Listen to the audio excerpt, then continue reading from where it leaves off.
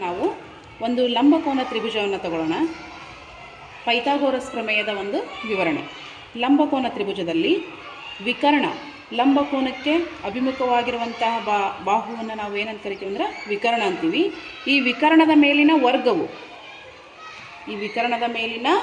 ವರ್ಗವು ಉಳಿದ ಎರಡೂ ಬಾಹುಗಳ ಮೇಲಿನ ವರ್ಗ, ಅಂದರೆ ಈ ಬಾಹುವಿನ ಮೇಲಿನ ವರ್ಗ ಮತ್ತು ಈ ಬಾಹುವಿನ ಮೇಲಿನ ವರ್ಗ, ಇವೆರಡರ ಮೊತ್ತಕ್ಕೆ ಸಮನಾಗಿರುತ್ತದೆ. ಒಂದು ಲಂಬಕೋನ ತ್ರಿಭುಜದಲ್ಲಿ ವಿಕರ್ಣದ ಮೇಲಿನ ವರ್ಗವು ಉಳಿದೆರಡು ಬಾಹುಗಳ ಮೇಲಿನ ವರ್ಗಗಳ ಮೊತ್ತಕ್ಕೆ ಸಮನಾಗಿರುತ್ತದೆ. ಇಲ್ಲಿ ನೋಡೋದಾದರೆ ಇಲ್ಲಿ ವಿಕರ್ಣದಲ್ಲಿ 1 2 3 4 5 5 × 5 25 ಚೌಕಗಳಿದಾವೆ. ಅದೇ ರೀತಿ ಸಮನಾದ ಚೌಕಗಳು ಇಲ್ಲಿ 4 × 4 16, ಇಲ್ಲಿ 3 × 3 9, 16 ಮತ್ತು 9 ಸೇರಿಸಿದಾಗ ನಮಗೆ 25 ಚೌಕಗಳಾಗ್ತವೆ. ಆ 25 ಚೌಕಗಳು ಇಲ್ಲಿದ್ದಾವೆ.